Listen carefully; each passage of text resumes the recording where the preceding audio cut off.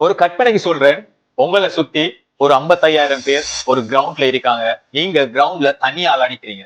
எல்லாரும் ஒருமிக்க இவன் திருடன் திருடன் திருடன் சொல்லி கத்திட்டு இருந்தா அந்த டைம்ல நீங்க என்ன செஞ்சிருப்பீங்க? ஒன்று மயக்கம் போட்டு கீழே விழுந்திருப்பீங்க. அப்படி இல்லையா அந்த கிரவுண்ட் விட்டு ஓடி இருப்பீங்க. 1995ஆம் ஆண்டு மெல்பர்ன் கிரிக்கெட் கிரவுண்ட்ல ஒரு முக்கியமான ஒரு டெஸ்ட் போட்டி நடக்க எல்லாரும் ஆவலா காத்துட்டு இருக்கிறாங்க. அந்த டைம்ல கோல் வீசுறதுக்கு ஒரு பையன் வாரான். 23 வயசு பையன். போல கையில் எடுத்ததா மிச்சம். அம்பையர் விசில் அடிக்கிறாரு, நோ கோல். ஒரு தடவை இல்ல, 2 தடவை இல்ல, 3 தடவை இல்ல, தொடர்ச்சியா 7 தடவை நோ கோல் குடிக்கிறாரு. அவனுக்கு ஒண்ணுமே புரியல.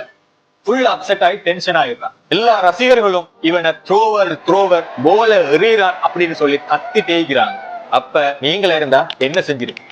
எல்லா கிரிக்கெட் வர்ணனையாளர்களும் சொன்ன ஒரு விஷயம் என்னன்னா, இதோட அவனுடைய கிரிக்கெட் கரியர் முடிஞ்சிட்டு இதுக்கு பிறகு அவன் கிரிக்கெட் விளையாட மாட்டான் அப்படின்ற வார்த்தையை எல்லாரும் சொன்னாங்க. ஆனா அவன் முயற்சியை கைவிடல.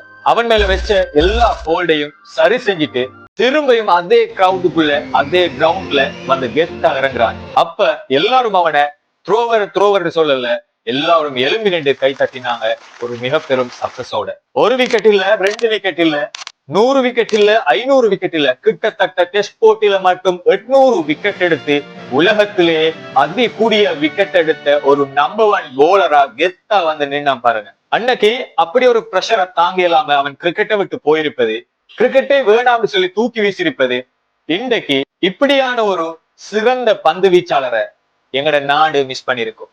அவர்தான் முத்தையா முரளிதரன். எல்லா எதிரணி பேட்ஸ்மேன்களுக்கும் ஒரு சிம்ம சொப்பனமா விளங்கின ஒரு முக்கியமான ஒரு பந்து வீச்சாளர். உலகத்திலேயே அதி கூடிய விக்கெட்டுகளை எடுத்து இன்றைக்கும் அந்த சாதனையை முறியடிச்சுக்க முடியாத ஒரு சாதனையா பதிவு செஞ்ச இந்த சாதனை மன்னன். ஒண்ணு சொல்றேன், உங்களுக்கு நடக்கிற சின்ன சின்ன விஷயத்துக்காக அல்லது ஒரு கம்பெனில வேலை செய்றீங்க, அங்க உள்ள ஒரு மேனேஜரோ அங்க உள்ள ஒரு ஜிஎம்ஓ உங்களுக்கு அதை சொல்லிட்டாங்கன்ற ஒரு ரீசனுக்காக உங்களோட முழு லைஃபும் முழு கெரியரும் இல்லாம போயிருமா? இல்லாட்டி முழு கெரியரையும் நீங்க விட்டுருவீங்களா? இல்லதானே? நாய் குறைக்கிறதுக்காக வானம் கீழிறங்கி வராது. அதால உங்களுடைய இலக்கு எதுவோ அதை நோக்கி மாத்திரம் நீங்க போக்கஸ் பண்ணுங்க. வெற்றி கட்டாயம் கிடைக்கும். கடைசியா யாரெல்லாம் உங்களை விமர்சனம் பண்ணாங்களோ அவங்க எல்லாரும் எழும்பி நின்று கை தட்டுற ஒரு நாள் வரும்.